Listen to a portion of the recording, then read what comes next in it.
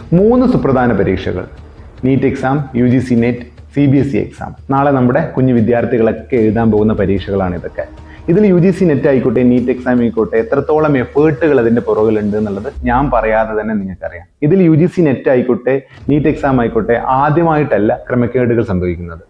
ഒരു അഴിമതിക്കെതിരെ ശബ്ദമുയർത്തുന്ന, പ്രതികരിക്കുന്ന മനുഷ്യർക്കെതിരെ അല്ലെങ്കിൽ ജനങ്ങൾക്കെതിരെ ആക്രമണം അഴിച്ചുവിടുന്ന പോലീസ് എന്നത് ഒരു അസ്വാഭാവികത നിറഞ്ഞ കാര്യമല്ല. എന്നാൽ ഒരു പ്രോപ്പർ നെയിം പ്ലേറ്റ് പോലും ഇല്ലാതെ തെരുവിൽ സ്ത്രീകളെയും കുട്ടികളെയും തല്ലിച്ചതക്കുവാൻ മെയിൻ പോലീസിന് അധികാരമുണ്ടോ? ഇതൊരു അസ്വാഭാവികതയാണ്. 2 രീതിയിലാണ് ആളുകൾ ഇതിനെ കാണുന്നത്. ഈ പ്രതിഷേധം എന്തിനാണ് എന്നുള്ളത് വ്യക്തമായ കാഴ്ചപ്പാടുണ്ടായിട്ടും മൗനം പാലിക്കുന്ന ചിലർ, തന്റെ രാഷ്ട്രീയ ചിന്തകൾക്ക് അതീതമായി പോകുമോ തങ്ങളുടെ പ്രതികരണമെന്ന് പേടിച്ച് ജീവിക്കുന്നവർ. മറ്റു ചിലർ എന്ന് പറയുന്നത് ഈ ഒരു പ്രതിഷേധം എന്തിനാണ് എന്ന് ഉൾക്കൊള്ളാത്തവരാണ്. നമ്മളൊക്കെ ഉൾക്കൊള്ളേണ്ടതും മനസ്സിലാക്കേണ്ടതുമായ കാര്യം എന്ന് പറയുന്നത്, വിദ്യാഭ്യാസം എന്ന് പറയുന്നത് ആരുടെ ഔദാര്യമല്ല.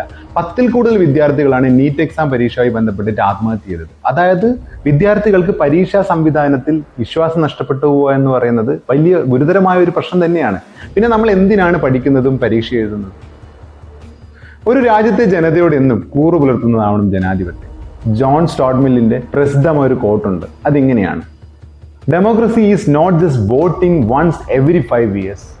Real democracy is when people raise their voice whenever there is injustice in the country. ചുരുക്കി പറഞ്ഞാൽ, നിങ്ങളുടെ സ്വന്തം രാഷ്ട്രീയം നിങ്ങൾ സംസാരിക്കുന്നില്ലെങ്കിൽ നിങ്ങൾ വെറുക്കപ്പെടുന്ന അതേ രാഷ്ട്രീയത്താൽ നിങ്ങൾ ഭരിക്കപ്പെടുകയും ചെയ്യും.